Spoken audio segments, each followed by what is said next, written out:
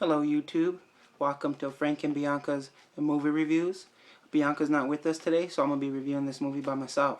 Today we're going to be reviewing The Lazarus Effect, starring Olivia Wilde, Mark Duplass, Sarah Bolger, Evan Peters from American Horror Story, and Daniel Glover.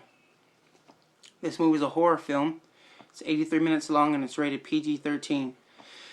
Director David Gelb, writers Luke Dawson and Jeremy Slater made this movie. It's basically about a group of medical students that discover how to bring back the dead. And I mean, I in a way I liked it. Rotten Tomatoes rated it 14%. I mean, I'll tell you what my rating is, but if you're looking to watch a good horror movie and you want to get the bejesus scared out of you, I wouldn't really get your hopes up for this movie if I was you. It's filled with a lot of cheap scares. And when I say cheap scares, I mean, I stress this a lot. I said it on my last video. To me, a cheap scare is when it's so cliche. When you're looking in the mirror and you open the cabinet to get your toothpaste and you close it and there's somebody standing behind you. That's a cheap scare. Or, for instance, a friend sneaks up on you and the scene is really quiet. And when you turn around, he's standing behind you. Or a really loud noise. There's a lot of that in this movie. A lot of cheap scares. And nothing really original to scare you. There's no scary monsters. Olivia Wilde's character, Zoe, she's married to Mark Duplass's character, Frank. And they're in a relationship with each other. Their marriage is on hold because they're too deep into their work. And they have a tuition from this college, and they're basically a bunch of scientists. They got a film documentary, a woman there with them. Her name's Sarah Bolger as Ava, and she's filming everything. And Daniel Glover's character Nico, and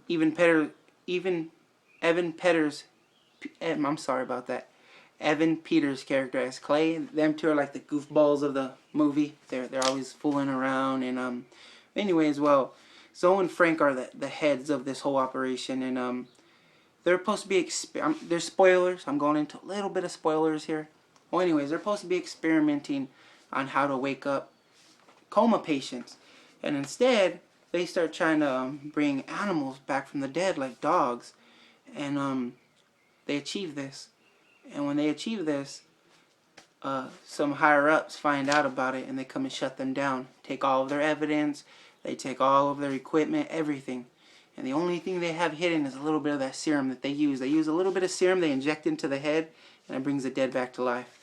And the dog, when they brought this dog back to life, it started acting weird. It wouldn't eat.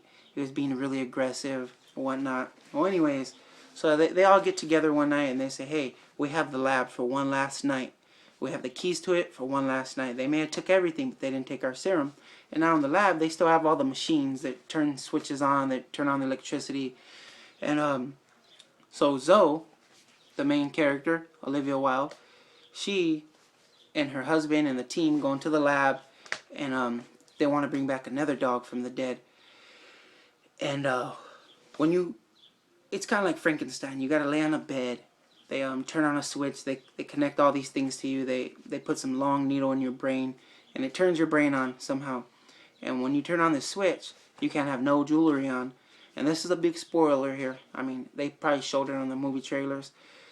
Olivia Wilde's character, Zoe, she has her necklace on, and when she hits the switch, she gets electrocuted, and her heart stops. She dies. They all start freaking out. They want to call the cops.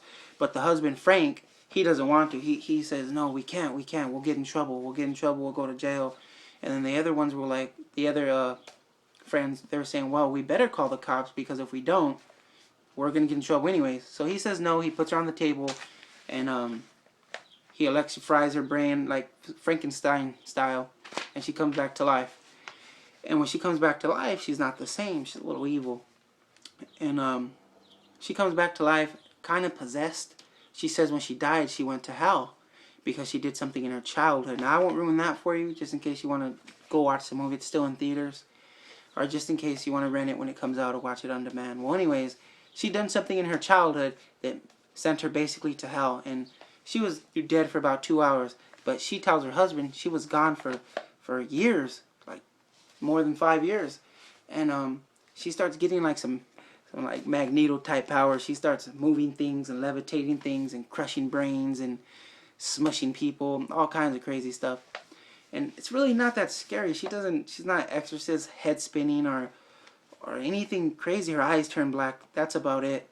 It's really not that scary. I thought it was going to be a real scary movie, you know, being called the Lazarus effect, bringing somebody back from the dead. Me and my girlfriend liked it. It wasn't dumb or anything. It wasn't stupid. It's worth watching if you want to go give it a try. It's worth watching. I'm not going to say it isn't. And, you know, the pros and cons about this movie, the pros, you know, Olivia Wilde is really pretty. And, there really isn't too many pros about it. The story wasn't that original. It didn't get really deep into character development. I mean, it didn't explain how they met or how they got their tuition, or it didn't explain a lot of things, really. It was really simple and basic. A lot of my friends, a lot of people I know really didn't like it, and a lot of people at the theater didn't really like it. From 1 through 10, I'd give it, you know, 10 being scary, 10 being like, oh my god, you know, you're scared shitless. I'd have to give it from 1 through 10, I'll say about a 3. About a 3. It ain't stupid. It's not, I mean, it's if you want to go watch it, give it a try, go ahead, but it's really not that exciting. I won't tell you the ending. I won't spoil that for you. But if you're looking to go get a scare and you want to watch a scary movie and like really get scared, don't go watch it, because you're gonna get let down. But if it's a coin toss and you don't know what you want to go watch and that's the only movie out, go watch it. You might like it. I didn't hate it. It was alright, but it wasn't too great. And well, this is my second review. I hope you guys liked it. I mean, I really don't want to get into spoiler territories on the movies I review. I might a little bit. I'm sorry about that. And I'm going to be reviewing not every movie I watch, mainly just the movies that I see in the theater. My girlfriend just recently started working at our local theater, so we get a lot of free passes to go watch movies. So we're going to be going a lot. So the really good movies we're going to be watching, and if they're really good and I like them, or if they're interesting, or maybe I feel that I should do a review, I'll put one up. So please like and subscribe. Hope you guys enjoyed.